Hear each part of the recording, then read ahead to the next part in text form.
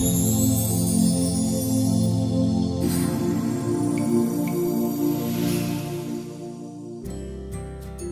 the best way to a baby's heart through its stomach?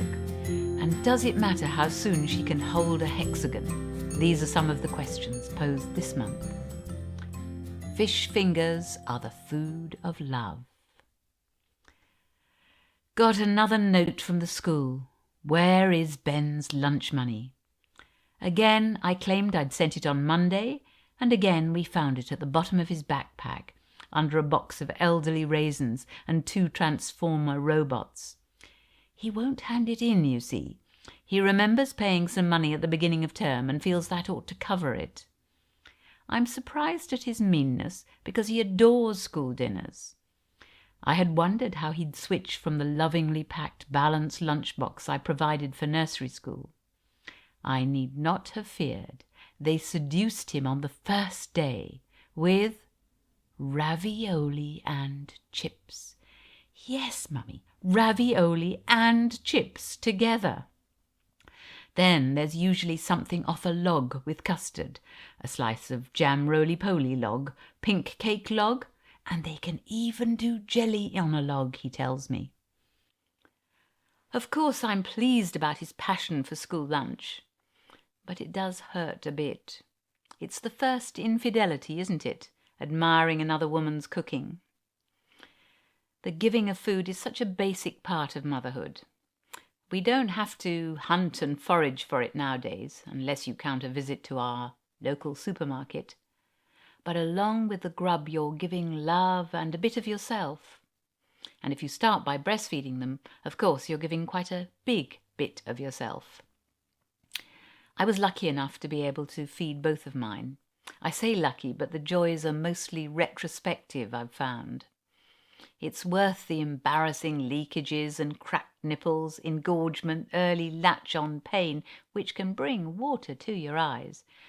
Truly, it is worth it to look down at an ecstatically replete baby, full to the eyelids, who gazes up eloquently saying, "Mummy, you are wonderful." No, I'm being fanciful. What the eyes are actually saying is, whoever you are wonderful. And then, like Benedict's love and fibre-filled lunchbox, you are replaced by ravioli and chips. Redundancy starts sooner, the day you find yourself ousted by a teaspoon of beige polyfiller entitled baby rice. Those fickle eyes of love turn instead to the Malupa packet. Whatever you are wonderful. Et tu, Miranda. Yes, at 11 months my daughter is beginning to abandon me too. I don't wean my children, they just lose interest. You try holding up your head, let alone your bosoms, when you know that you are now rating flavour-wise somewhere above a sodden flannel of bathwater, but rather below diced carrot. In many departments of mothering I have got it all wrong, but in feeding I have been lucky. My kids will try anything, taste anything, and probably eat it all up. I oughtn't to be smug about this because I know the reason. It is because I am an appalling cook. I did cookery at school for only 1 year, and 2 terms of that was embroidering a gingham apron and learning about food values, hence the balanced packed lunches. The term of practical cooking covered cauliflower cheese and reheated vegetables. Regrettably, I was away for fruit scones. And that is my entire repertoire. It is my conviction that faddy eaters turn down food because they hope and believe that something else and better will be offered instead. My children fear and know that the next offering could well be worse, so they eat what's put in front of them first off.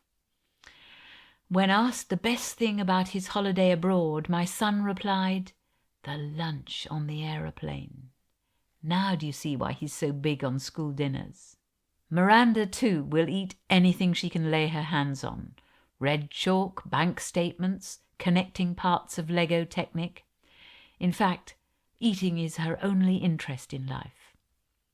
It was in my effort to find another hobby for her that I took her to a mother and toddler morning run by the local NCT.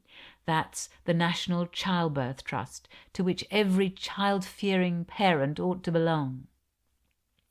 I turned my head for a second to hear about another mother, that her son, the same age as Miranda, has 7 teeth, when a yell of anguish drew our attention to the sight of Miranda No Teeth closing her leathery gums on 7-Tooth's ear. As I've said, my children will eat anything. The good thing about belonging to an NCT group as a first-time mother is that you can get together with other mums and compare the achievements and development of your child. And the good thing about belonging to an NCT group as a second-time mother is that you can get together with other mums and try not to compare your children. Second-time mothers don't care.